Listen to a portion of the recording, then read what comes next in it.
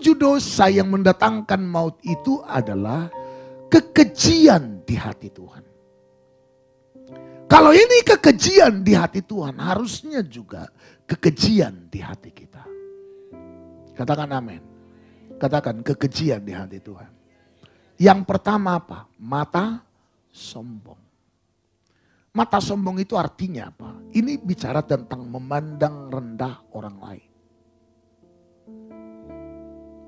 Haleluya. Saudara, kita tidak boleh menilai orang dari status sosialnya, dari status ekonominya. Nggak boleh. Kita harus melihat dan menilai setiap orang dari kacamatanya Tuhan. Mana haleluyanya? Saudara tahu siapa orang yang selalu memandang rendah orang lain? Saya mau tahu nggak siapa? Saya mau tunjukkan orangnya. Saya berdoa kiranya yang kutunjukkan itu nggak ada di sini. Haleluya. Tapi kalau ada, sadarlah dan bertobatlah. Lukas 18 ayat 9. Ya. Dan kepada beberapa orang yang menganggap dirinya benar. Ya. Dan memandang rendah semua orang lain. Menganggap dirinya apa? Benar.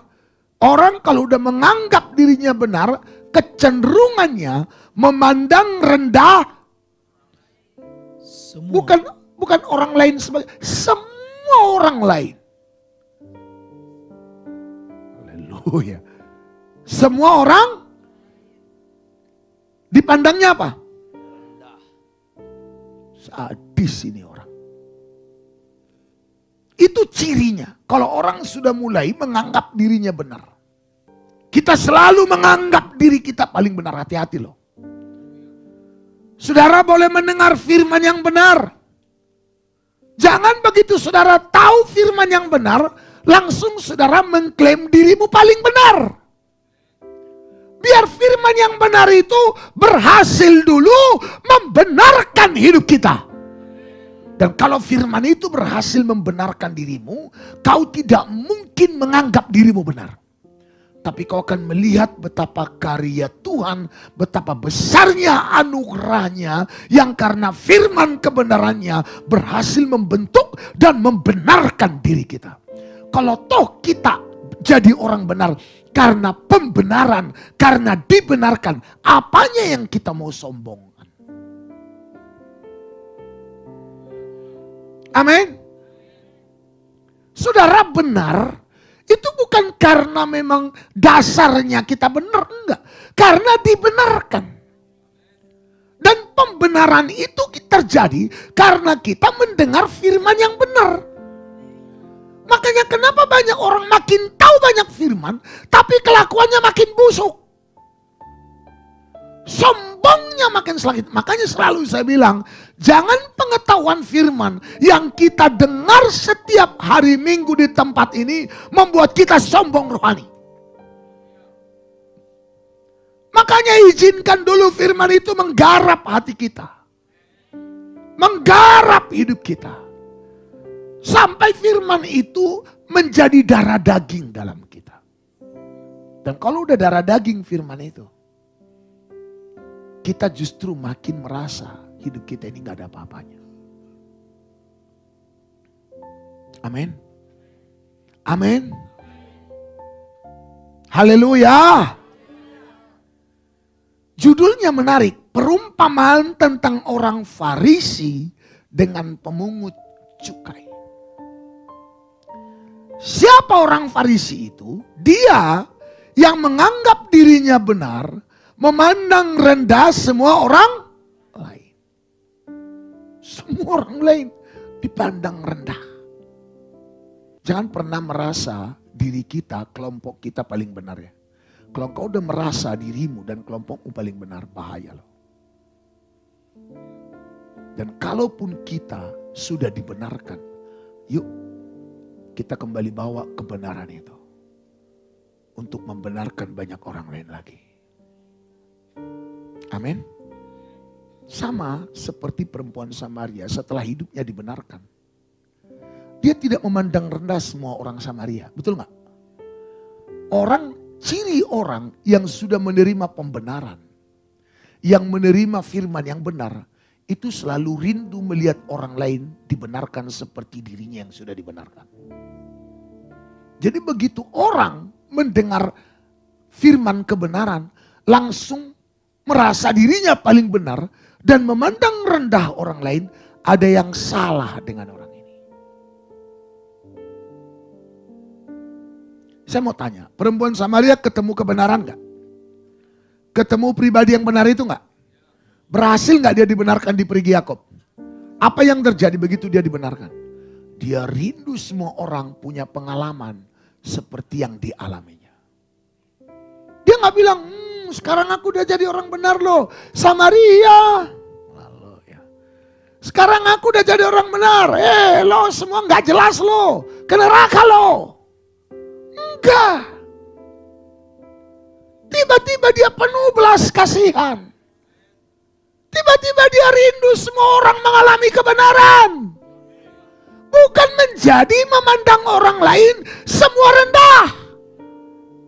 Aneh sekarang ini orang Kristen. Makin tambah pengetahuannya, makin rendah semua orang ditengoknya. Kalau enggak organisasinya enggak ke surga. Ada kan gitu ya. Kalau keluar kau dari organisasi kita, ke neraka kau. Kalau keluar kau dari fellowship ini, ke neraka kau. Enggak. Kalau saudara keluar dari Zaitun, belum tentu ke neraka. Bisa iya, bisa tidak. Tergantung alasannya keluar. Kalau saudara keluar karena tidak menemukan kebenaran, Anda benar. Tapi kalau keluar karena menolak kebenaran, itulah itu. Itu pun kita nggak bisa langsung ngomong seperti itu. Kita berdoa, kiranya Tuhan insafkan dia. Jangan ditakut-takuti, ke neraka kau, neraka kau. Sehingga akhirnya orang menganggap satu-satunya jalan ke surga organisasinya. Bukan lagi kebenaran. Bukan lagi Kristus. Makanya dari situ kita menilai ajaran ini benar atau tidak. Kalau langsung ngejas orang, merendahkan semua orang, dan merasa dirinya paling benar, sudah pasti itu bukan dari Tuhan. Coba saudara lihat, perhatikanlah, muncul-muncul pengajaran-pengajaran selama ini. Langsung, wah, semua orang Kristen yang ada di Indonesia selama ini masuk neraka. Karena apa? Masih panggil nama Allah dan menyebut nama Yesus.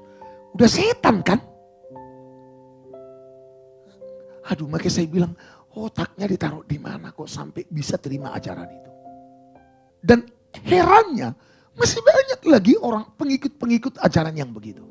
Enggak masalah kalau kita kayak si Kamarudin. Tuhan Elohim menyertai kita. Enggak masalah. Tuhan Yehova atau Yahweh, no problem.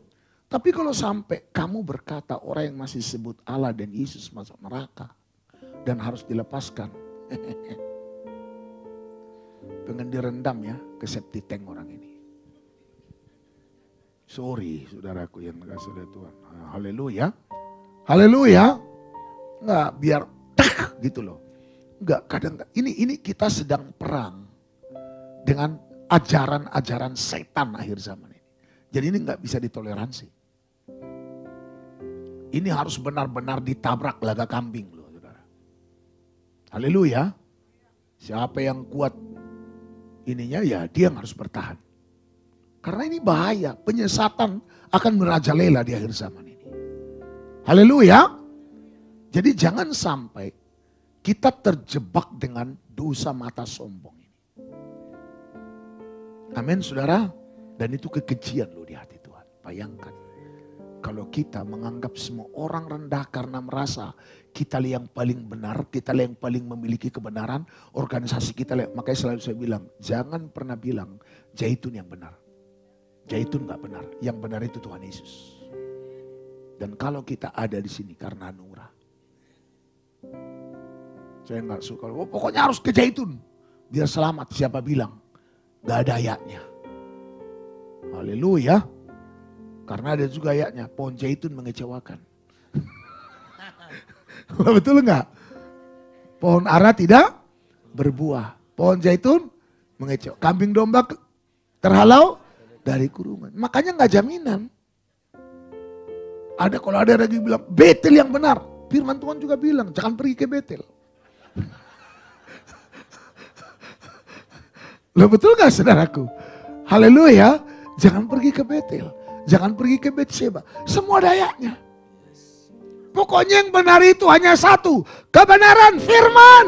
Amin. Kristus. Tapi Kristus yang benar gitu loh. Jangan Kristus yang lain. Shalom Elohim. Haleluya. Nah, orang-orang yang membenarkan diri ini, saudara, mari kita lihat contohnya ayat 10. Ya. Yesus mengatakan perumpamaan ini. Ada dua orang pergi ke bait Allah untuk berdoa. Yang seorang adalah Farisi dan yang lain pemungut cukai. Ya, terus? Orang Farisi itu berdiri dan berdoa dalam hatinya begini. Wah, sangat pede ya, kepedean saudara. Berdiri dan berdoa dalam hatinya begini. Apa katanya? Ya Allah, ya, aku mengucap syukur kepadamu. Wow, keren, masih di sini masih keren ya. Cuma itu dia kepedeannya. Hati-hati loh, saudara kalau terlalu pede bukan karena hasil pembenaran, tapi karena merasa benar.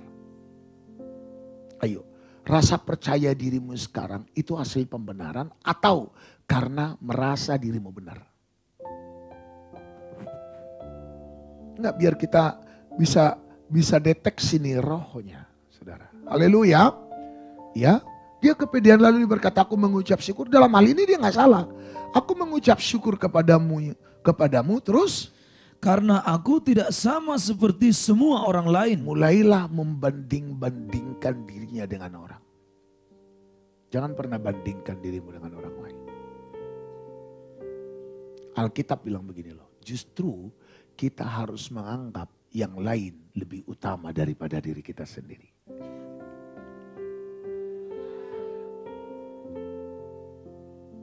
Haleluya. Sekali lagi, justru kita harus menganggap yang lain lebih utama daripada diri kita sendiri. Jadi kalau kita sudah mulai menganggap diri kita lebih penting dan lebih benar dari orang lain, sudah bermasalah.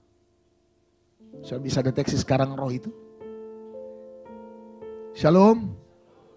Shalom. Karena aku tidak sama seperti semua orang lain. Terus? Bukan perampok. Ya, memang dia bukan perampok. Terus? Bukan orang lalim. Memang bukan orang lalim. Terus? Bukan pezina. Oh, enggak berzina, dia setia kok, istrinya satu. Haleluya. Haleluya. Terus? Dan bukan juga seperti pemungut cukai ini. Dia nggak seperti pemungut cukai, suka menagih lebih atau mau disogok dan lain sebagainya. Terus perhatikan. Aku berpuasa 2 kali seminggu. Cukup rohani orang ini. Haleluya. Haleluya. Berapa kali seminggu? Itu orang Farisi loh. Yang gak jelas hidupnya. Saudara bukan orang Farisi kan? Bukan kan? Oke, berapa kali seminggu puasanya? Katanya bukan Farisi. Farisi aja 2 kali loh seminggu. Saudara bukan orang Farisi kan? Berapa kali puasanya?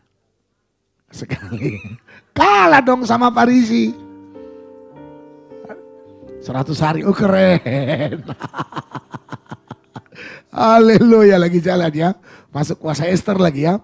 Tapi ingat loh, kalaupun saudara puasa 100 hari, puasa Daniel 10 hari, puasa Esther 3 hari, ingat, itu jangan jadi modal untuk menyombongkan diri. Amin. Aku udah puasa nih. Tanda jasa apa yang harus kuterima? Tanda jasa.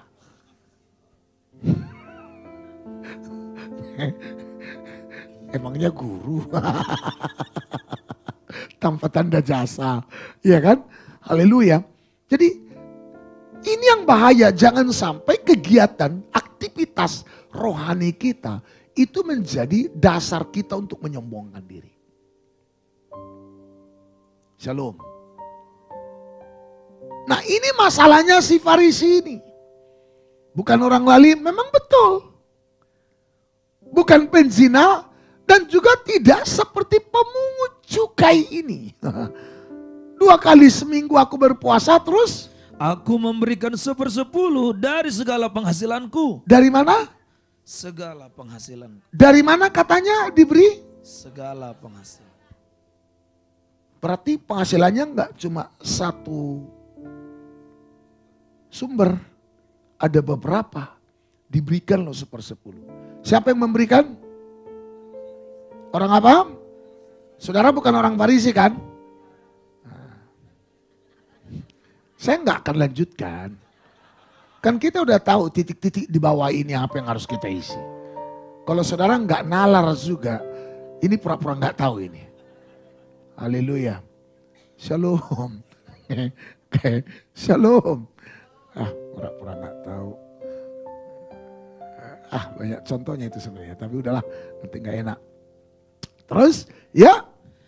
Tetapi pemungut cukai itu berdiri jauh-jauh. Terus? Bahkan ia tidak berani menengadah ke langit. Terus? Melainkan ia memukul diri dan berkata, "Ya Allah, kasihanilah aku orang berdosa ini." Keren. Ini bedanya dengan pemungut cukai. Justru jangankan menengadah ke langit pun dia merasa dirinya tidak layak. Dia merasa bersalah karena dosanya. Artinya ini orang yang bisa melihat mana dosa, mana yang bukan dosa. Saudara, sekali lagi ada banyak kebenaran yang akhirnya jadi dosa bagi kita. Memberikan 1/10 jadi dosa. Jangan kira kalau udah beli 1/10 itu udah menyenangkan. Jangan-jangan itu jadi dosamu. Sama kayak orang Farisi ini. Jadi dosa enggak? Karena apa? Pemberiannya itu menjadi sesuatu yang dipamerkan.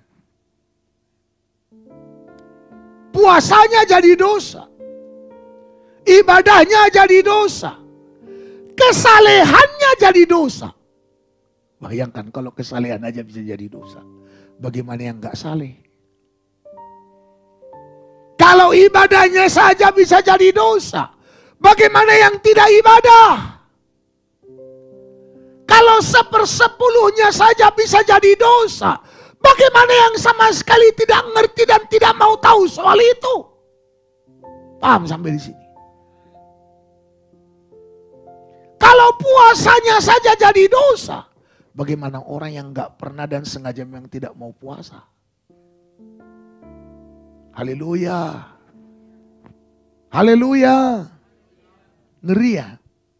Orang yang membenarkan diri ini, bahkan semua hal-hal positif dalam dirinya, itu bisa jadi dosa. Sebenarnya udah bagus. Bukan orang lalim. Bukan perampok. Udah bagus sebenarnya orang ini. Ya, tidak berzina. Keren. Memberi 1/10, taat beribadah. Keren sebenarnya. Cuma itu aja masalahnya. Semua aktivitas rohani itu jadi kebanggaan. Seolah-olah itulah yang membuat dia benar. Bukan. Bukan karena apa yang kita buat membuat kita benar. Tapi karena kita sudah dibenarkan sehingga kita dapat berbuat benar. Jadi kita dibenarkan bukan karena berbuat kebenaran. Tapi karena kebenaran itu sudah membenarkan kita. Sehingga kebenaran yang membenarkan kita itu memampukan kita mengerjakan kebenaran. Itu yang benar. Amin. Jadi bukan perbuatan benarmu itu yang membuat kau jadi benar. Tapi karena kebenaran itu yang membenarkanmu. Sehingga setelah kau dibenarkan kebenaran, maka kebenaran yang membenarkanmu memampukanmu melakukan kebenaran. Jadi kalau kita melakukan kebenaran, menjadi orang yang tidak lalim, menjadi bukan perampok, menjadi orang yang mampu berpuasa, itu karena karya pekerjaan kebenaran dalam diri kita. Amin. Jadi itu nggak ada yang bisa dibanggakan. Seolah-olah berasal dari diri kita. Nangkap sampai di sini. Jelas ya? Paham ya? Biar sehat imannya. Haleluya. Seringkali kan kita tanpa sadar, Tuhan, saya udah rajin beribadah. Mana pertolonganmu? Kurang ajar kan? Saudara ditolong Tuhan. Bukan karena kau rajin dan tidak rajin beribadah. Kau ditolong Tuhan karena anugerahnya. Dan kalau engkau sudah menerima anugerah, otomatis oleh anugerah itu kau rajin ibadah. Tuhan, aku udah beri sepersepuluhan, kenapa aku masih miskin? Ini pembenaran diri sendiri, ini mata sombong. Tuhan, aku udah melayani, aku udah mendukung hambamu, tapi kok nasibku gini-gini aja. Kita mulai ingin menyogok Tuhan dengan apa yang kita perbuat supaya menerima balasan. Beda tipis loh.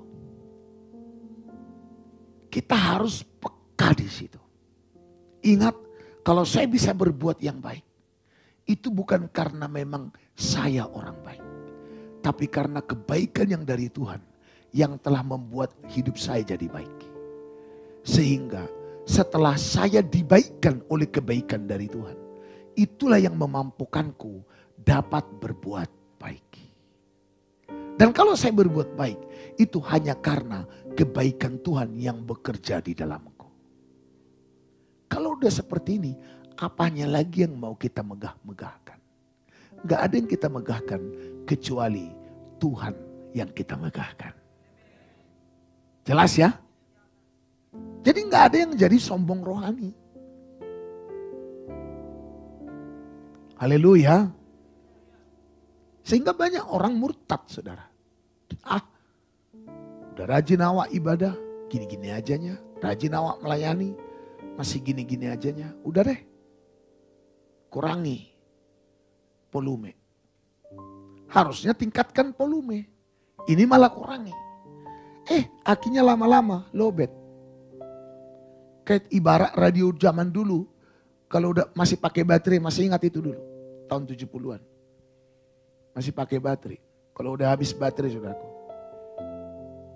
Kalau masih cas baterainya, kalau nyanyi, ku pandang wajahmu dan berseru, itu masih cas baterainya. Tapi kalau udah mulai lowbat, ku pandang wajahmu dan berseru, lama-lama,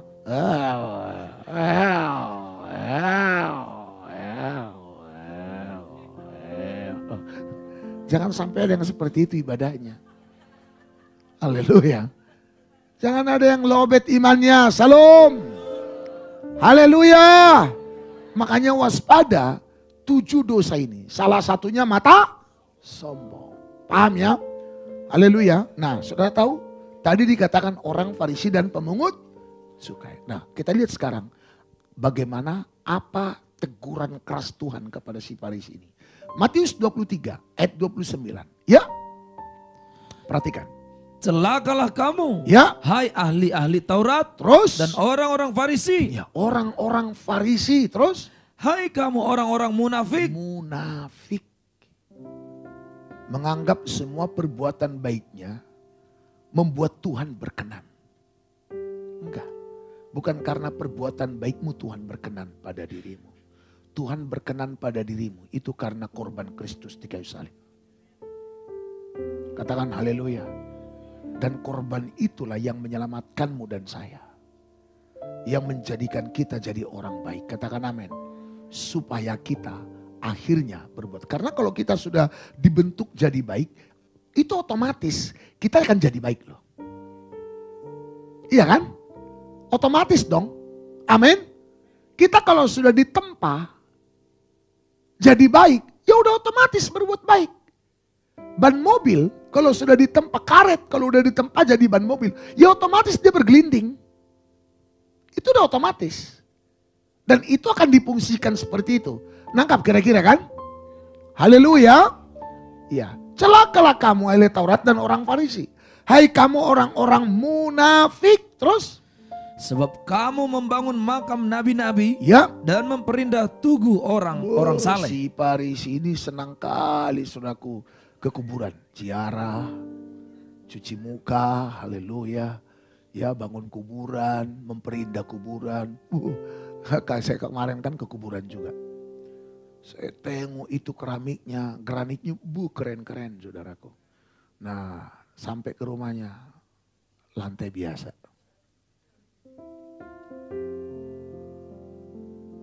Makanya kita yang di kota ini Jangan pulang kampung cari duit di kota.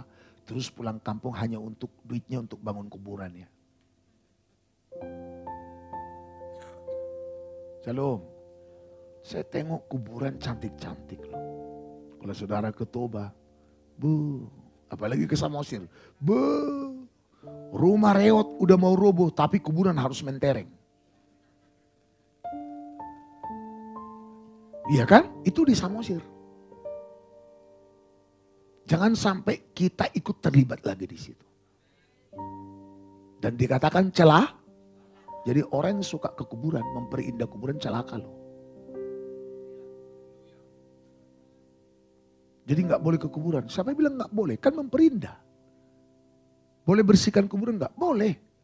Tapi nggak usah sampai gimana-gimana lebih bersih kuburanmu daripada rumahmu. Iya kan? Kadang-kadang saya bingung loh lihat kuburan loh. Saya lihat ada kuburan yang ini nilainya miliaran. Cuma bangunannya, ada kuburan di Bali guys saudara. Itu ada toiletnya di dalam. Dalam hati, siapa yang ke toilet itu? Aduh Tuhan. Iya, serius ada toiletnya di dalam. Ada lampunya lagi. Ada lagi banyak lagi. Nah ternyata ini dan saudara tahu para pendeta pula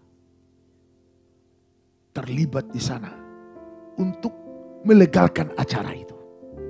Nah kalau udah begitu siapa mereka? Ahli Taurat, orang Farisi. Celaka loh. Ini harus kita garis bawah ini. Celaka. Terus ayat 30 ya. Dan berkata, jika kami hidup di zaman nenek moyang kita, Ya. tentulah kami tidak ikut dengan mereka dalam pembunuhan nabi-nabi itu. Terus ayat 31. Tetapi dengan demikian kamu bersaksi terhadap diri kamu sendiri, Ya. bahwa kamu adalah keturunan pembunuh nabi-nabi itu. Keturunan pembunuh. Terus 32. Jadi penuhilah juga takaran nenek moyangmu. Perhatikan 33. Hai kamu ular-ular. Siapa katanya ahli Taurat orang Farisi itu? Yang tadi kasih perpuluhan itu siapa dia? Yang tadi orang saleh itu, yang tidak lalim itu? Yang bukan perampok itu siapa katanya? Ular. Enggak perampok, bukan penzina, memberi 1/10, 2 kali seminggu puasa, ternyata ular. Ternyata apa? Jadi bayangkan kalau orang ada lalim-lalimnya. Ada rampok-rampoknya. Ada jinah-jinahnya sikit. Apalagi?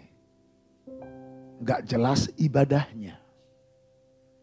Nggak jelas yang lain-lainnya. Kalau ini aja udah disebut ular. Kalau yang ini, yang tadi, yang kedua saya bilang, di atas ular. Loh, paham gak kira-kira saudara? Tetapi dengan demikian kau bersaksi kepada dirimu sendiri bahwa kamu ada keturunan pembunuh nabi-nabi itu.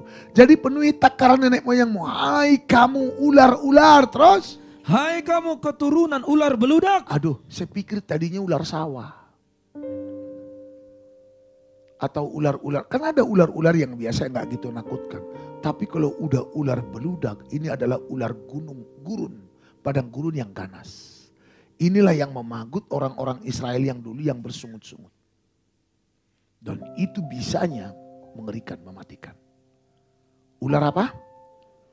Bayangkan saudaraku, si Farisi ahli Taurat itu ternyata rohaniawan. Tapi ternyata punya bisa yang mematikan. Bagaikan ular. Terus lanjut. Bagaimanakah mungkin kamu dapat meluputkan diri dari hukuman neraka? Jelas ya. Makanya 7 dosa mendatangkan maut. Mata sombong. Haleluya. Allah itu benci loh kepada kesombongan. Lucifer itu merasa dirinya benar. Merasa dirinya sanggup. Hati-hati loh. Kita harus sadar kesanggupan kita adalah pekerjaan Tuhan. Lucifer lupa kalau semua apa yang ada padanya adalah pemberian Tuhan. Kita harus ingat loh, kita bisa ada seperti ini karena pemberian Tuhan. Saudara masih bisa ingat apa yang saudara katakan yang kemarin, yang lalu, itu kemurahan Tuhan loh. Sempat dibuatnya kita lupa. Kita baru ngomong barusan, kita lupa.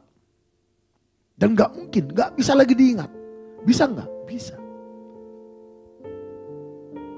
Saya waktu, masih teringat saya waktu kecelakaan tahun lalu. Saya kan 24 jam gak bisa gerak ya, artinya sakit sekali. Bisa sih bisa, tapi sakitnya bukan main. Bayangkan dari tempat tidur ke toilet. Saya berjuang setengah mati. Berat, sakitnya meraung luar biasa. Lihat saya. Lalu saya begini.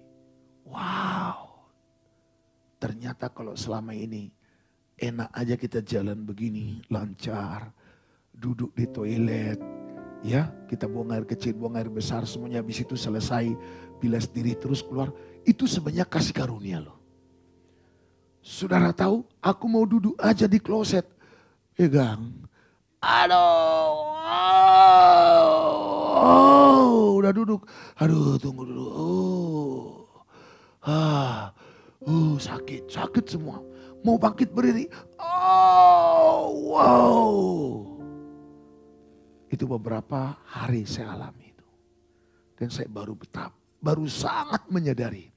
Betapa kalau kita bisa melangkah 1 langkah, 2 langkah aja tanpa rasa sakit. Itu adalah anugerah dari Tuhan.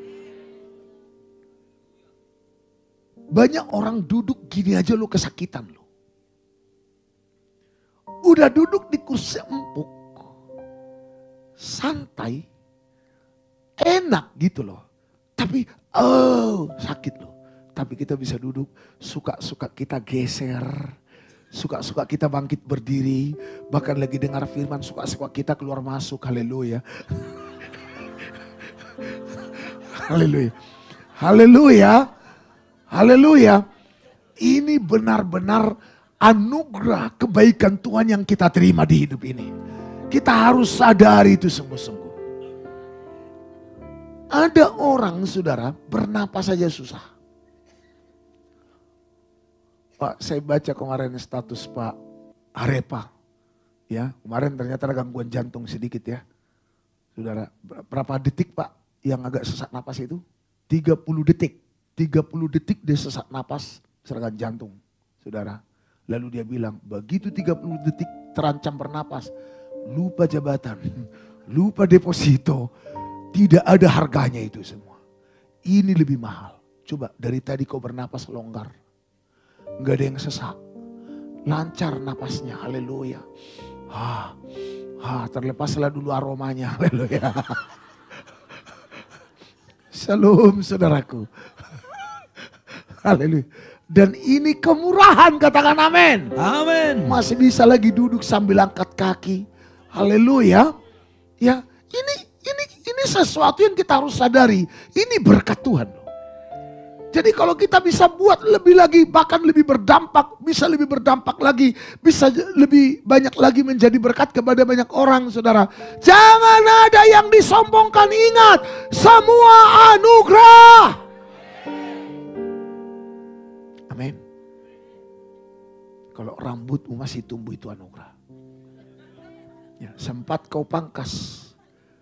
Dan sejak kau pangkas gak tumbuh lagi rambutmu, apa yang terjadi? Haleluya. Iya loh, kalau saya bersyukur udah mulai panjang saudara. Ya, minggu depan akan semakin keren, percayalah. Haleluya. Tunggu 2 minggu lagi. Saya akan kembali kepada kegantengan yang semula. Pede banget. Enggak, itu cuma just kidding aja. Salam. Haleluya. Ya, jadi waspada dengan roh Farisi ini. Kamu tidak dapat meluputkan diri dari hukuman, jelas loh. Tetap ke neraka. Bayangkan, udah kasih perburuan ke neraka. Sudah tidak lalim ke neraka. Gak merampok ke neraka. Betul gak? Berpuasa 2 kali seminggu tetap ke. Jadi kalau yang begini aja ke neraka, apalagi yang nggak pernah.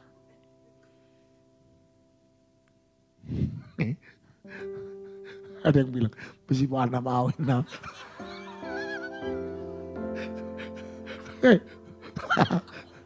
Renungkanlah. Bertobatlah. Katakan haleluya. Jauhkan dirimu dari salah satu dosa yang membawa kepada maut ini. Amin.